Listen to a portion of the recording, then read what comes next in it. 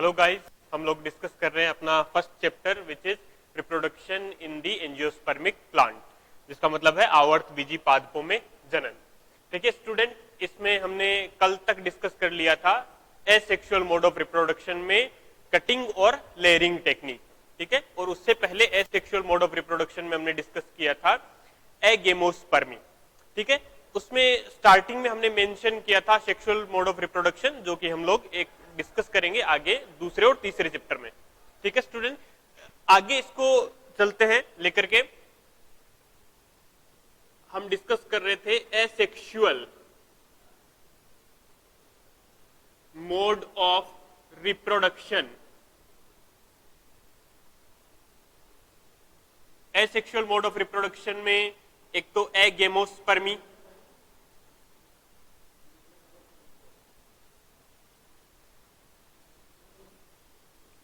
और उसके बाद में नेक्स्ट था वेजिटेटिव रिप्रोडक्शन।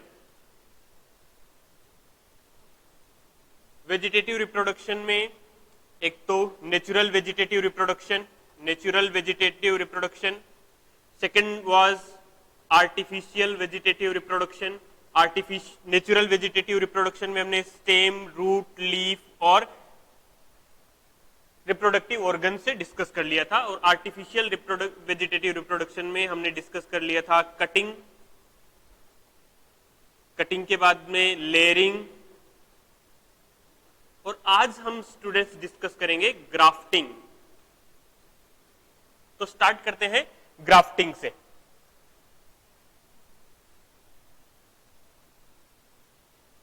थर्ड टेक्निक जो आर्टिफिशियल वेजिटेटिव रिप्रोडक्शन की है वो है ग्राफ्टिंग।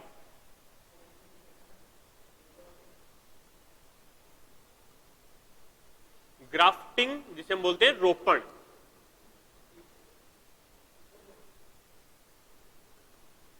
देखिए स्टूडेंट, इस टेक्निक में हम दो प्लांटों को या दो प्लांट को इस तरीके से जोड़ते हैं कि उनकी जुड़ने के बाद में वो एक नए प्लांट के रूप में ग्रोथ कर सके, ठीक है। In this method we connect और we grow two plants so that after growth they may grow in a new form, एक नए रूप में वो ग्रोथ कर सके। देखिए इसका मतलब क्या होता है, ये हम करते क्यों हैं। सपोज कीजिए हमारे पास दो प्लांट हैं,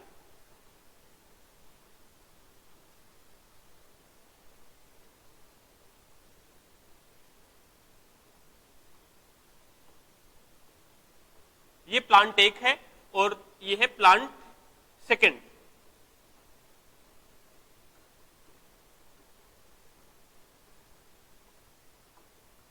प्लांट इसको नाम दे देते हैं ए और इसको नाम दे देते हैं बी। देखिए प्लांट ए अगर हम माने कि ये सुपीरियर क्वालिटी का है या अच्छे गुणों वाला है, अच्छी किस्म, उन्नत किस्म का है,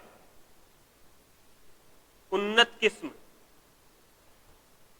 ये एक अच्छी किस्म वाला पौधा है जिस पर ज्यादा फ्रूट लगते हैं, ये डिजीज रेजिस्टेंट है, या इसमें जो भी पॉजिटिव बातें वो सारी इस प्लांट में है। दूसरा जो प्लांट है वो एक निम्न किस्म का प्लांट है, निम्न किस्म का प्लांट है ये। अब हम क्या करते हैं, देखिए हम चाहते हैं कि ये जो निम्न किस्म का प्लांट है, यानी कि आप मान सकते हैं कि इस पर फ्रूट्स कम लगते हैं या फ्रूट्स की क्वालिटी अच्छी नहीं है या ये डिजीज रेजिस्टेंस नहीं है, तो अब देखिए क्या कर सकते हैं इसमें। हम क्या करते हैं कि ये जो निम्न किस्म का पौधा है उस पर उन्नत किस्म के पौधे के गुण हम विकसित करते हैं। कैसे करेंगे, देखिए हम क्या करते हैं, इसकी एक ब्रांच को हम लोग काट सकते हैं। मान लीजिए ये एक ब्रांच है जो हमने काट ली यहां से, ठीक है। अब ये प्लांट, एक ब्रांच काटने से प्लांट ऐसा नहीं कि खत्म हो जाएगा, ये प्लांट तो अपने आप ग्रो करता ही रहेगा। तो उस एक ब्रांच को हम लेकर के क्या करेंगे, ये जो दूसरा निम्न किस्म का प्लांट है इसकी ऊपर वाली ब्रांच को काट करके उस ब्रांच पर हमारे जो उन्नत किस्म का पौधा है उसको लगा देंगे। इससे क्या होगा कि इनको इस तरीके से जोड़ा जाता है। देखिए टेक्निक क्या है, तकनीक ये है कि दो पौधों को इस तरीके से जोड़ा जाता है कि जुड़ने के बाद में वो एक नए पौधे के रूप में वृद्धि कर सके। जो हमारा निम्न किस्म का पौधा है उस पर भी उन्नत किस्म के फल लग सके, उन्नत किस्म की रेजिस्टेंस, डिजीज रेजिस्टेंस, रोग प्रतिरोधक क्षमता विकसित हो सके, ये हम चाहते हैं। इस तकनीक में क्या किया जाता है, एक ब्रांच को काट लिया जाता है और जो निम्न किस्म का पौधा है उस पौधे पर उस ब्रांच को जोड़ दिया जाता है। ठीक है, मान लीजिए हम इस उन्नत किस्म के पौधे की एक ब्रांच को काट रहे हैं, ठीक है, और काट करके इस पौधे पर लगाएंगे इसको। तो जिस ब्रांच को हम काटते हैं उसको बोलेंगे कलम या सायोन, कलम या फिर इसको बोला जाएगा सायोन। और जिस पौधे पर इसको लगाया जाएगा, जो इस कलम का आधार बनेगा, मान लीजिए हम क्या करते हैं, ये हमारी कलम है और इस कलम को लेकर के हम किसी भी निम्न किस्म के पौधे के ऊपर लगाएंगे। मान लीजिए यहां पर इसको लगा दिया, तो ये जो पौधा है निम्न किस्म का पौधा, ये हमारी कलम के लिए एक आधार बनेगा, एक बेस का काम करेगा। तो इस आधार को हम बोलेंगे स्कंद, इस आधार को बोला जाएगा स्कंद या स्टॉक। दिस बेस ऑफ और this base for this scion is known as stock, इसको स्टॉक माना जाएगा।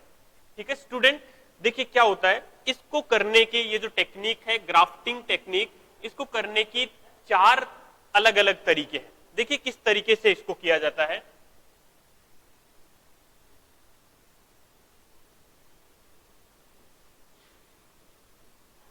ग्राफ्टिंग यानी कि रोपण, इसको परफॉर्म करने के 4 अलग अलग तरीके हैं। देखिए कैसे किया जाता है इसको।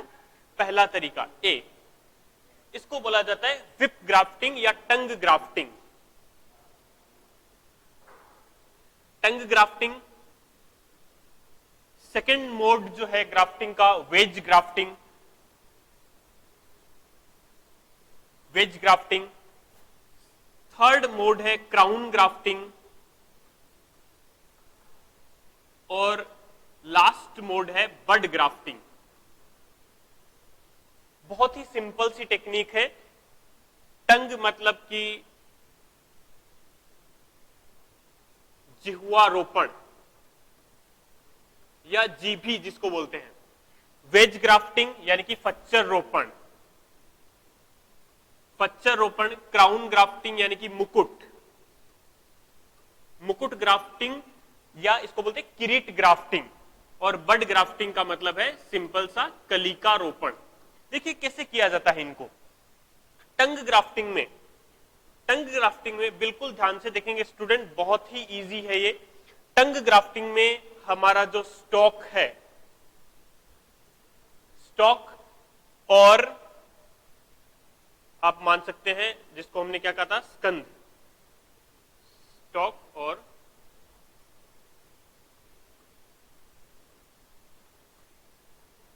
देखिए इसमें क्या कहा था हमने, स्टॉक, और यहां पर ये जो बेस जो काम कर रहा है वो हो गया स्टॉक। और दूसरा जो हमारा पार्ट जो कि एक उन्नत किस्म का पौधा है वो हो गया हमारे लिए सायोन, जिसे हमने कहा है कलम। अब ये जो टंग है और वेज, बहुत ही सिंपल सी टेक्निक है दोनों। इसमें भी स्टॉक और सायोन, इन दोनों टेक्निक में स्टॉक और सायोन, इसमें भी स्टॉक और सायोन जो है वो सेम थिकनेस के होने चाहिए, सेम थिकनेस यानी कि समान मोटाई के। ये समान मोटाई के होने चाहिए, दोनों में कोई डिफरेंस नहीं है। केवल एक कट जो हम लगाते हैं उसका फर्क है, जो हम देखते हैं किस तरीके से ये काम करता है। तो ग्राफ्टिंग हम पढ़ रहे हैं, ग्राफ्टिंग में पहला है टंग ग्राफ्टिंग यानी कि जिह्वारोपण। जिह्वारोपण में याद रखना है कि स्टॉक यानी कि स्कंद और सायोन दोनों की थिकनेस जो है स्टूडेंट, वो दोनों की थिकनेस हमेशा सेम रहेगी। देखिए इसमें क्या काम करते हैं हम लोग टंग ग्राफ्टिंग में। सपोज कीजिए ये टंग ग्राफ्टिंग में हमारा एक स्टॉक है, सबसे पहले हम क्या लेंगे, स्टॉक। स्टॉक में जो कि एक बेस का काम करेगा, तो सबसे पहले स्टॉक लेना है और स्टॉक पर हम लोग एक कट लगा देंगे इस तरीके से।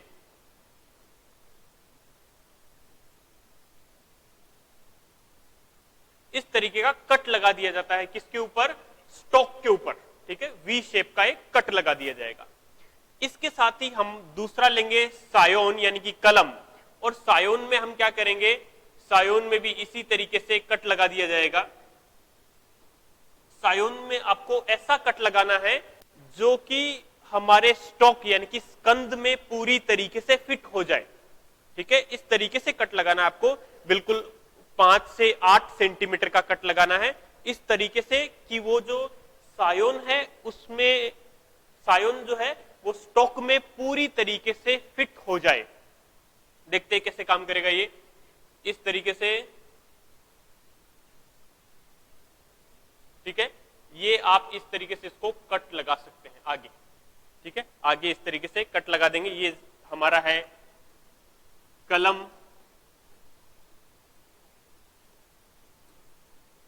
और ये है हमारा स्कंद, ठीक है, कलम यानी कि सायोन और ये स्टॉक, दोनों को इस तरीके से जोड़ दिया जाता है ताकि इस तरीके से काटा जाता है ताकि इन दोनों एक दूसरे में पूरी तरीके से फिट हो जाए।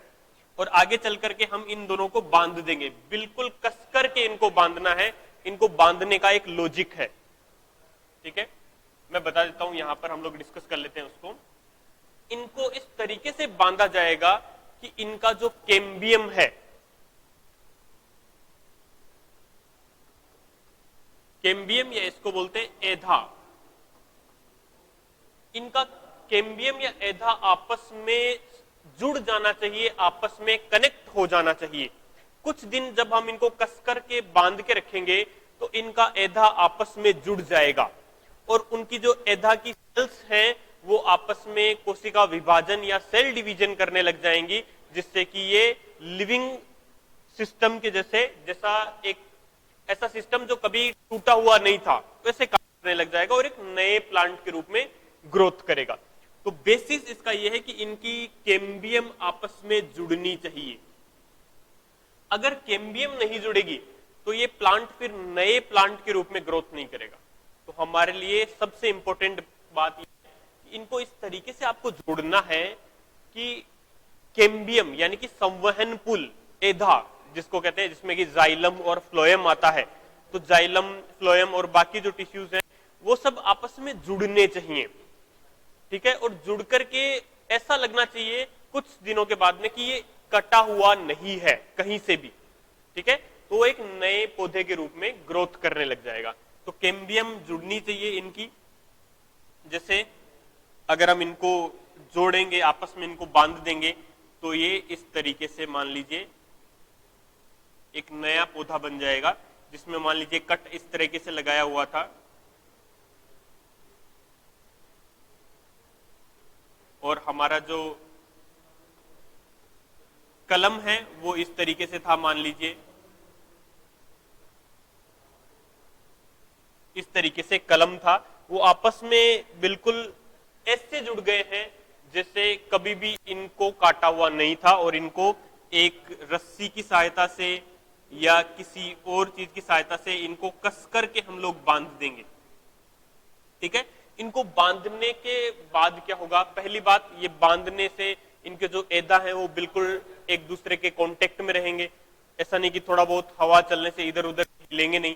तो जब एधा और कैम्बियम जब आपस में कांटेक्ट रहेंगे तो इनमें न्यूट्रिएंट्स जो ऊपर जा रहे हैं, जो हमने कलम लगाई, पत्तियों को न्यूट्रिशन मिलता रहेगा और वाटर सप्लाई होती रहेगी नीचे से, तो इसके लिए एधा का आपस में जुड़ना बहुत ही ज्यादा जरूरी है, ठीक है। इस तरीके से इनको लगा दिया जाएगा और कुछ दिनों के बाद हम देखेंगे कि इनमें आप डिफरेंशिएट कर ही नहीं पाओगे कि ये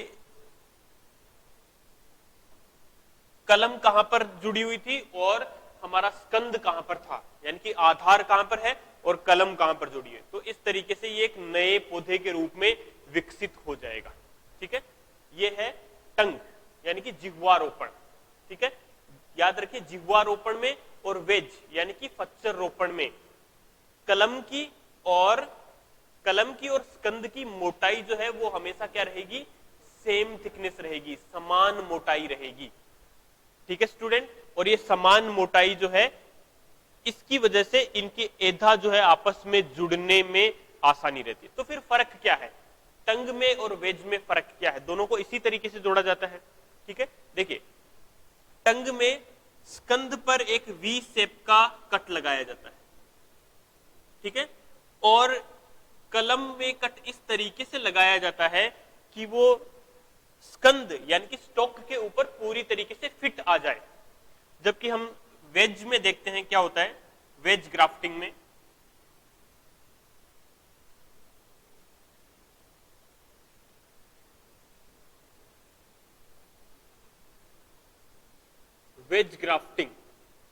यानी कि फच्चर रोपण,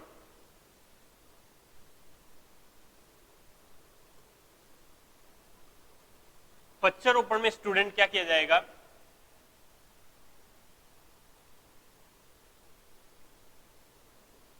पहली बात जो हम लोग डिस्कस कर चुके हैं, एक तो सायोन और स्टॉक दोनों की थिकनेस जो है वो सेम होनी चाहिए, सेम थिकनेस यानी कि मोटाई जो है वो समान होनी चाहिए। अब देखिए कैसे करते हैं इसको, परफॉर्म कैसे करते हैं। हमारा जो स्टॉक है, स्टॉक में हम कट लगाते हैं वी शेप का।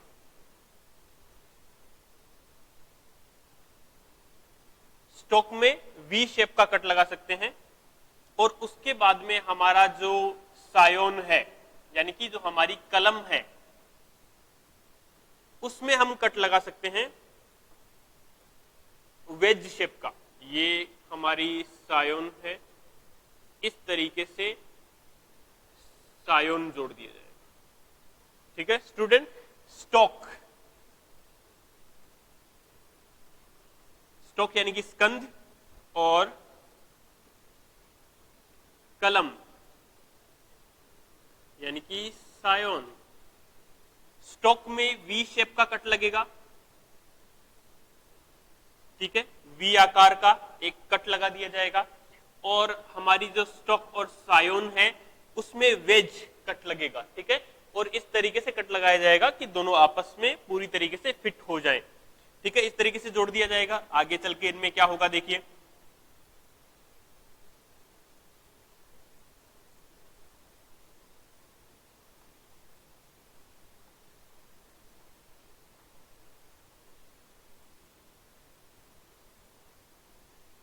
बिल्कुल एक दूसरे के पास में आकर के ये चिपक जाएंगे, और इनको हम लोग रस्सी से या किसी और ऑब्जेक्ट की सहायता से इसको कस करके बांध देंगे।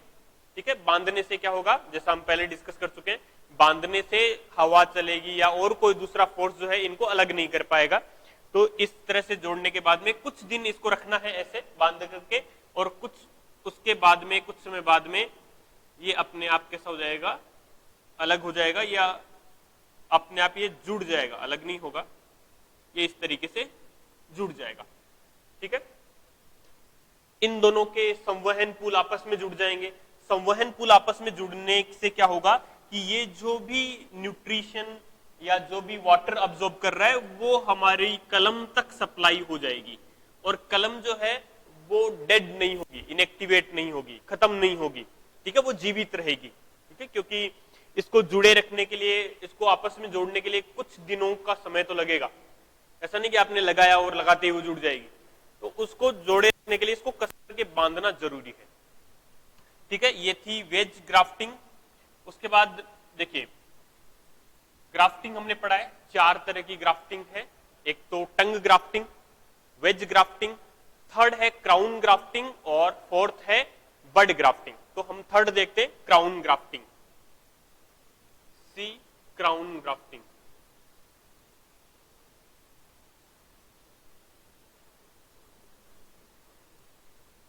क्राउन ग्राफ्टिंग या इसको बोलते हैं किरीट। किरीट या मुकुट रोपण, किरीट या मुकुट रोपण। देखिए कैसा काम करता है ये। दो चीजें याद रखनी है इसके बारे में, एक तो स्टॉक और सायोन। स्टॉक जो है उसका थिकनेस जो है वो बहुत ज्यादा होगा, किसके कंपैरिजन में? सायोन, यानी कि हमारी जो कलम है, कलम की तुलना में स्कंद की मोटाई, कलम की तुलना में स्कंद जो है उसकी मोटाई बहुत ज्यादा होगी, थिकनेस।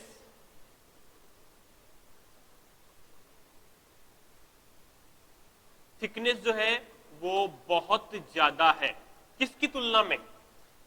कलम यानी कि सायोन की तुलना में, जबकि सायोन की थिकनेस जो है वो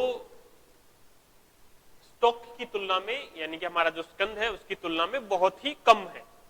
देखिए कैसे काम करता है। सपोज कीजिए ये हमारा स्टॉक है, स्कंद है, और इस पर छोटे छोटे कट लगाए जाएंगे, क्योंकि हम पहले से जानते हैं कि हमारी जो कलम है उसकी मोटाई बहुत ही कम रहेगी किसकी तुलना में? स्कंद की तुलना में। इसके ऊपर हम अपनी स्कंद जो है वो लगाएंगे, सॉरी कलम लगाएंगे, और कलम इस तरीके से इसमें लगेगी।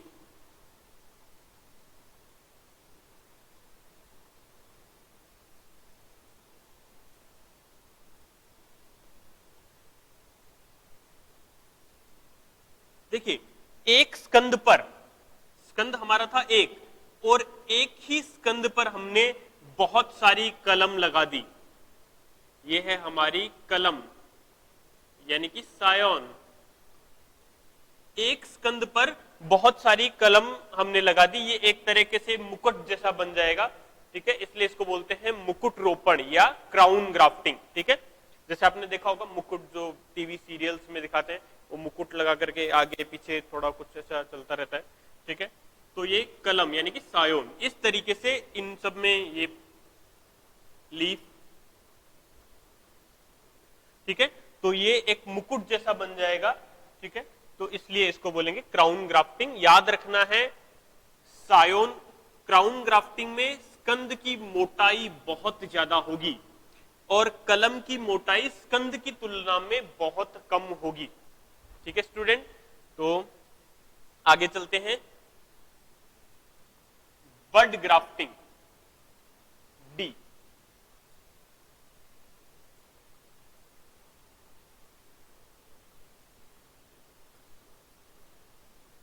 बड ग्राफ्टिंग या इसको बोलते हैं कलिका रोपण।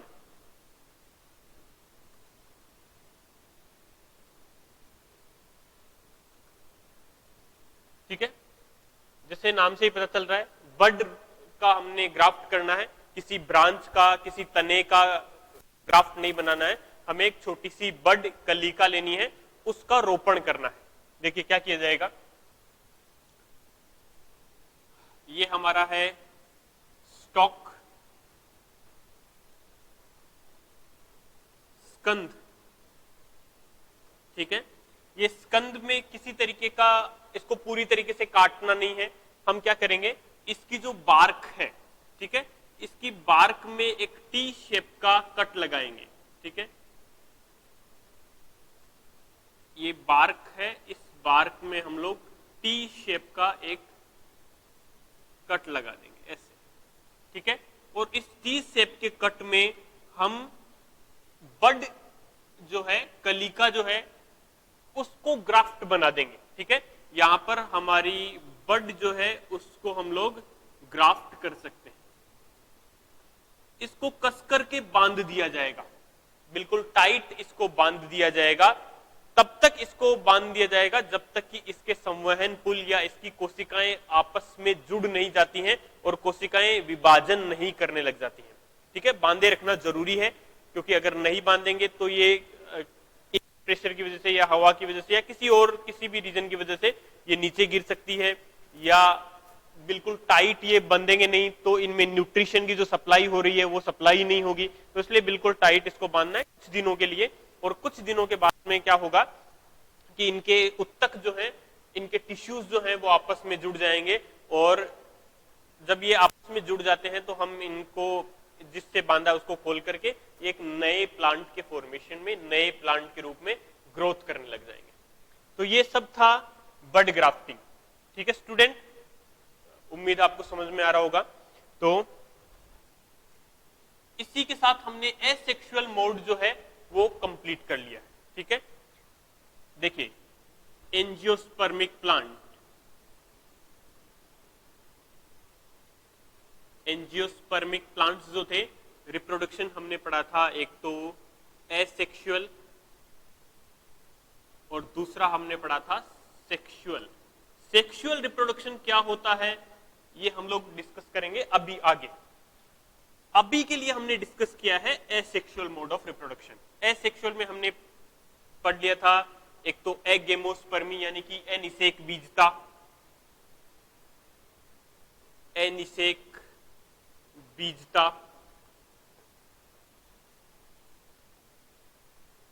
एगेमोस्पर्मी और वेजिटेटिव प्रोपगेशन या वेजिटेटिव रिप्रोडक्शन। वेजिटेटिव रिप्रोडक्शन फिर से हमने दो तरीके का पढ़ा था, एक तो natural vegetative propagation, artificial vegetative propagation.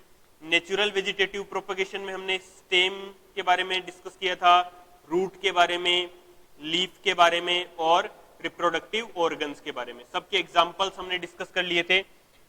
Artificial vegetative reproduction में कटिंग, लेयरिंग और ग्राफ्टिंग।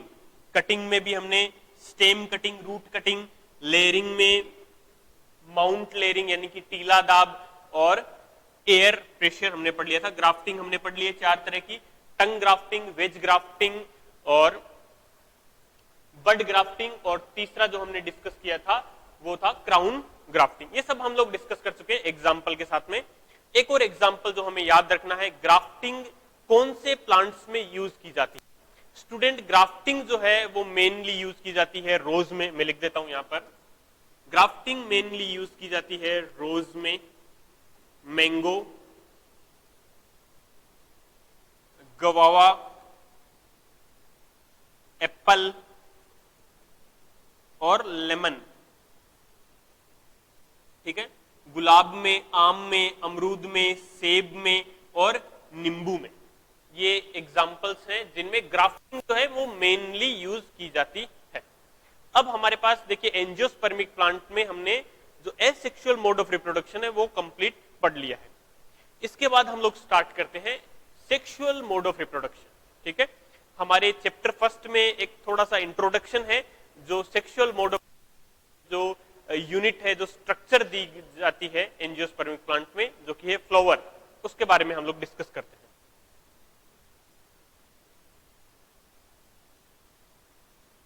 ठीक है, तो सेक्सुअल रिप्रोडक्शन,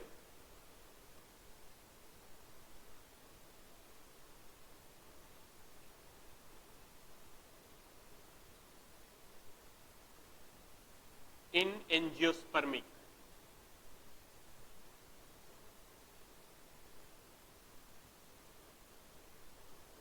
प्लांट्स। ठीक है, लैंगिक जनन।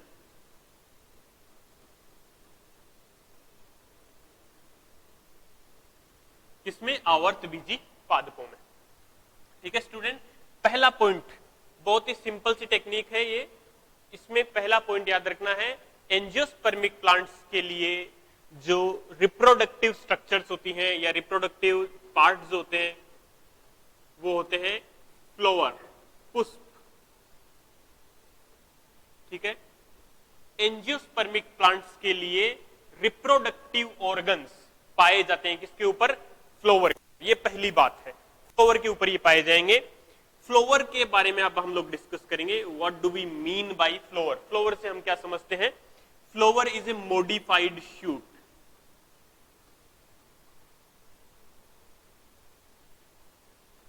मॉडिफाइड शूट या इसको बोलते हैं रूपांतरित पर्रो है। ये एक तरह की रूपांतरित पर्रोह है, ठीक है, जिसमें सीमित वृद्धि होती है। रूपांतरित पर्रोह जिसमें सीमित वृद्धि होती है, या modified shoot with limited growth. Limited growth, limited growth वाली मॉडिफाइड शूट होती है। जब हम चैप्टर सेकंड और थर्ड डिस्कस करेंगे तो देखेंगे कि इसको मॉडिफाइड शूट कैसे बोलते हैं, या हम लोग अभी इसको डिस्कस कर सकते हैं। देखिए शूट क्या होती है, ये मान लीजिए एक शूट है जिसमें ये नोड हो गए, ठीक है, आपने पढ़ा होगा क्लास 11th में, ये नोड, ठीक है, ये इस तरह से। अगर हम एक किसकी बात करें, शूट की, अभी हम लोग बात करें शूट की, तो ये है नोड, ठीक है, और ये जो बीच में दो नोड्स के बीच वाली जो स्ट्रक्चर है उनको हम बोलते हैं internode,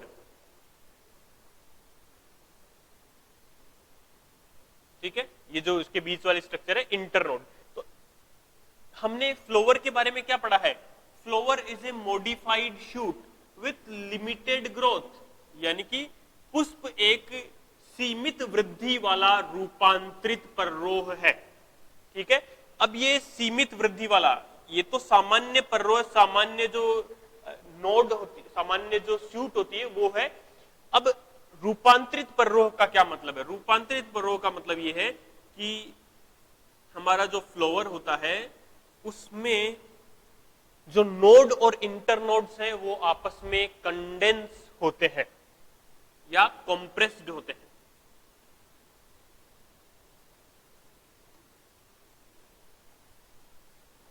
compressed nodes and internodes, इस तरीके से मान लीजिए नोड है, फिर दूसरी इस तरफ आ जाएगी, तीसरी यहां आ जाएगी, चौथी यहां पर आ जाएगी। इस तरीके से इसकी जो ग्रोथ है वो बहुत ही लिमिटेड है, जो वृद्धि होती है वो बहुत सीमित होती है। देखिए यहां पर ये जो है वो बढ़ती जाएंगे, इनके बीच में स्पेस जो है वो ज्यादा है। जबकि अगर हम बात करें फ्लोवर कैसे बनता है, पुष्प कैसे बनता है, तो पुष्प बनने के लिए जो पर्रोह है उसमें वृद्धि जो है वो बिल्कुल सीमित हो जाती है। उसकी नोड और इंटरनोड जो है वो आपस में आप बोल सकते हो कंप्रेस्ड हो जाती हैं, ठीक है, संघित या हो जाती हैं, आप बिल्कुल एक दूसरे के पास में आ जाती है ये, ठीक है, इस तरीके से। अब देखिए नोड से यहां से क्या निकलती है, लीफ निकलती है, ये इससे लीफ निकलती है, यहां से भी लीफ निकलती है, यहां से भी क्या निकलेंगी, लीफ निकलती है, लेकिन इनका फंक्शन अलग अलग हो जाएगा, ठीक है। जो नीचे वाली जो दो लीफ हैं, ठीक है, जिनको हम बोलते हैं केलिक्स और कोरोला, ठीक है, ये कुल मिलाकर के आप ये मानिए कि ये क्या बन जाएगा, फ्लोवर बन जाएगा।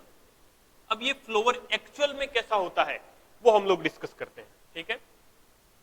हमेशा याद रखना है सेक्सुअल मोड ऑफ रिप्रोडक्शन के लिए क्या जरूरी है, फ्लोवर जरूरी है, या रिप्रोडक्टिव स्ट्रक्चर्स जो होती हैं एंजियोस्पर्मिक प्लांट्स की, उनमें उनके लिए वो किस पर पाई जाती है, पुष्प के ऊपर पाई जाती है। अब देखते हैं कि ये पुष्प की जो संरचना है वो कैसी होती है, ठीक है।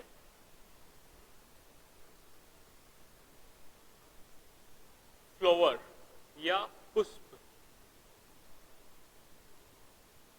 ठीक है, पुष्प जो है एक वृंत यानी कि एक स्टॉक जैसी स्ट्रक्चर, जिसको हम बोलते हैं पेडिसिल,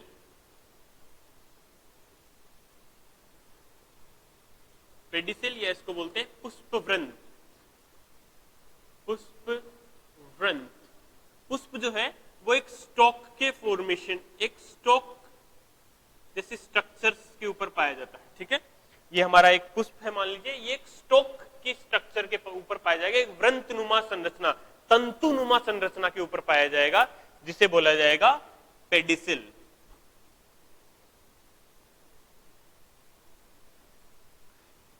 ये जो वृंतनुमा संरचना है, एक फिलामेंट जैसी स्ट्रक्चर है, इसका जो ऊपर वाला पार्ट है वो वृद्धि करके थोड़ा सा बड़ा हो जाता है, जिसको हम बोलते हैं थैलेमस। ये जो स्ट्रक्चर है वो बिल्कुल थोड़ी सी बड़ी हो जाएगी, जिसे हम बोलेंगे थैलेमस, या इसको बोला जाता है पुष्पासन। जो पुष्प है वो इसी संरचना के ऊपर पाया जाएगा, थैलेमस के ऊपर पुष्प जो है वो पाया जाएगा। तो याद रखिए, पुष्प एक व्रंतनुमा फिलामेंट जैसी स्ट्रक्चर पर पाया जाता है, जिसे पेडिसिल या पुष्प व्रंत कहते हैं। पुष्प व्रंत का ऊपरी सिरा जो है वो वृद्धि करके थोड़ा सा बड़ा हो जाता है, और उस भाग को हम कहते हैं थैलेमस या पुष्पासन। ठीक है, थैलेमस बोलेंगे या फिर बोलेंगे पुष्पासन। अब अगर हम बात करें कि इनके ऊपर जो स्ट्रक्चर्स पाई जाती हैं, तो पुष्प के ऊपर 4 भाग होते हैं। पुष्प के ऊपर 4 भाग अलग अलग पाए जाते हैं, जिनमें सबसे नीचे वाला जो भाग है वो होता है कैलिक्स।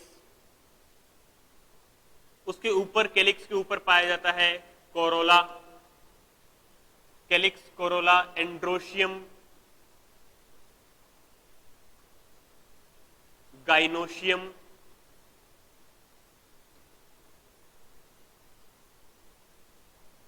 गाइनोशियम। कैलिक्स को हम बोलते हैं बाह्य दल,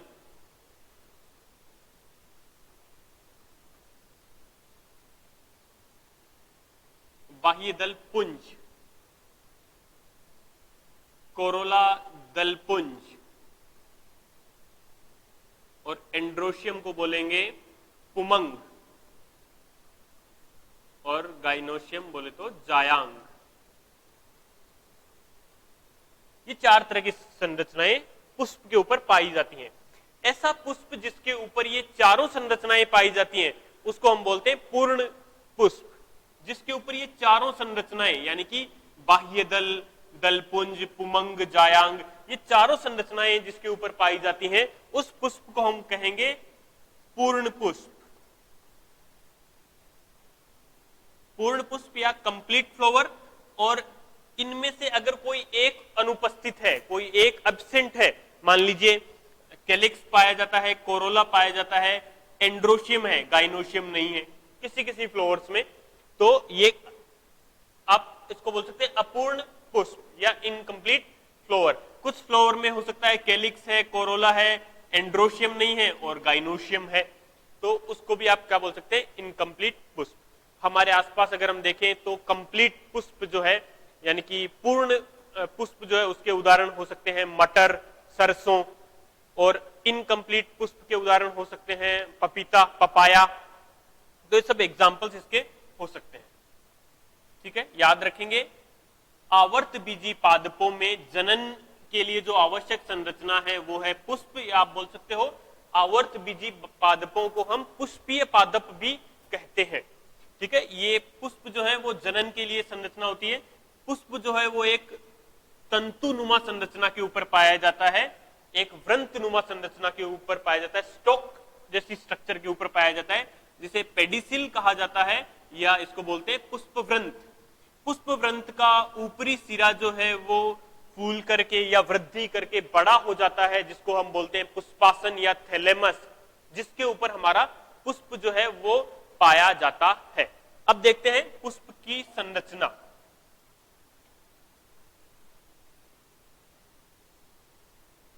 अगर हम देखें पुष्प की संरचना, पुष्प किस तरीके का होता है,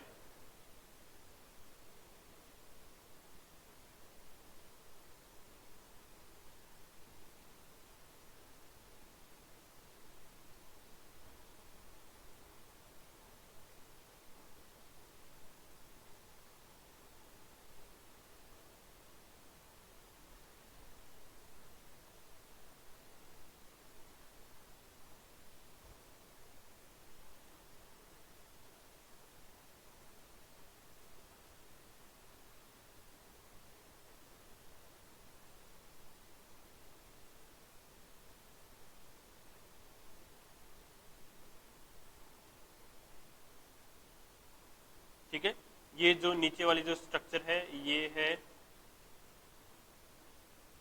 ये थैलेमस है यानी कि पुष्पासन, ये है पुष्पासन यानी कि थैलेमस। अब देखिए ये जो बाहरी संरचनाएं हैं, सबसे पुष्पासन के जस्ट ऊपर, पुष्पासन यानी कि थैलेमस के जस्ट ऊपर जो संरचनाएं पाई जाती हैं ये पर्णनुमा लीफ लाइक स्ट्रक्चर्स होती हैं जिनको हम बोलते हैं कैलिक्स। कैलिक्स, ठीक है। पूरी देखिए लीफ जैसी स्ट्रक्चर्स होती है, बहुत सारी लीफ जैसी स्ट्रक्चर होती है, आपने देखा होगा जैसे आपने कोई फूल होता है तो उसके नीचे जो है वो पत्तियों जैसी संरचनाएं पाई जाती हैं, उनको हम बोलते हैं कैलिक्स।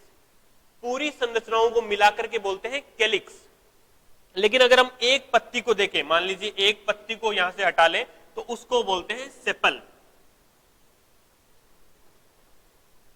ठीक है। पूरे स्ट्रक्चर को बोला जाता है कैलिक्स, लेकिन अगर एक संरचना को देखें तो वो हो जाता है सेपल। कैलिक्स यानी कि बाह्य दल पुंज, बाह्य दल पुंज। और अगर एक संरचना की बात करें यानी कि सेपल की बात करें तो वो हो जाएगा बाह्य दल। बाह्य दल, इनका काम क्या होता है? इनका मुख्य काम जो है वो ये है कि पुष्प कलिका की ये सुरक्षा करते हैं, ठीक है। आगे आ जाते हैं ऊपर की तरफ। ऊपर की तरफ संरचना में स्टूडेंट्स पाए जाते हैं कुछ कलर्ड लीफ, ठीक है, रंग बिरंगी पत्तियां पाई जाती हैं। ये किसी भी रंग की हो सकती हैं, रेड हो सकती हैं, येलो हो सकती हैं, ब्लू हो सकती हैं, ऑरेंज हो सकती हैं या व्हाइट हो सकती हैं, किसी भी रंग की हो सकती हैं। इनको बोला जाता है कोरोला या बोला जाता है इनको दलपुंज। इनके एक इंडिविजुअल पूरे संरचना को तो बोलेंगे कोरोला, और एक पत्ती को अगर हम बोलेंगे तो उसको बोलेंगे, यानी कि कोरोला जो है वो मिलकर के किससे बना हुआ है? पेटल से मिलकर के बना हुआ है। पेटल यानी कि आप बोल सकते हो दल, ठीक है स्टूडेंट्स।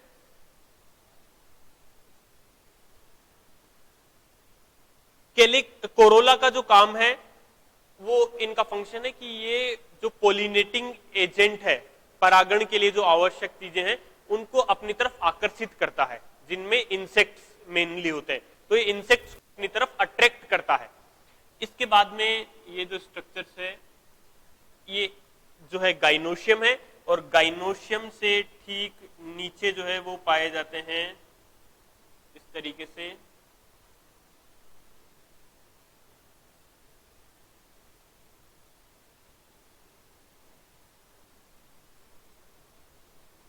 ठीक है। अब देखिए ये दो स्ट्रक्चर्स हमारे पास बच गए हैं।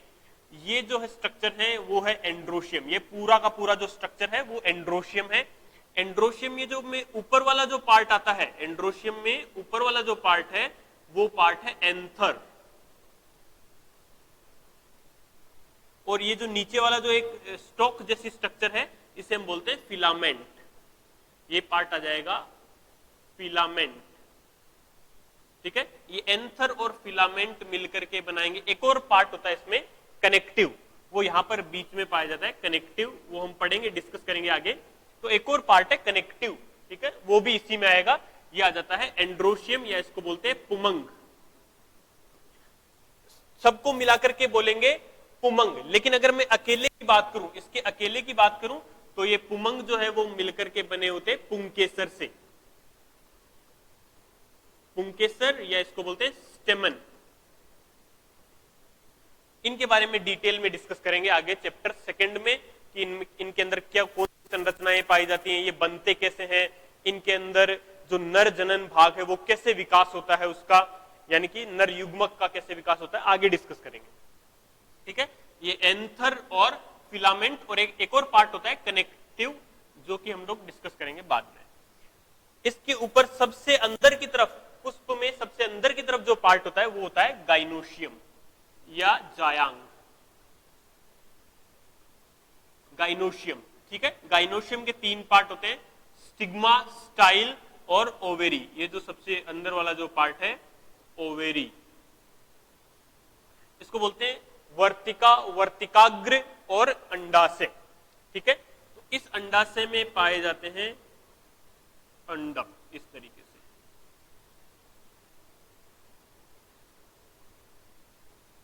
ठीक है।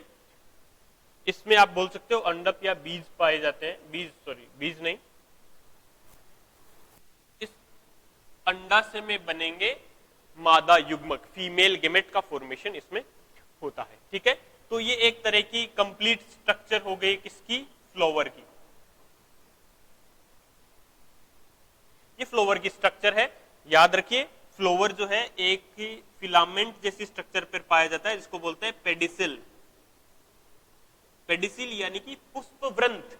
पुष्पवृंत का ऊपरी सिरा जो है वो फूल करके थोड़ा सा बड़ा हो जाता है, वृद्धि करके बड़ा हो जाता है, जिसको पुष्पासन या थैलेमस बोला जाता है।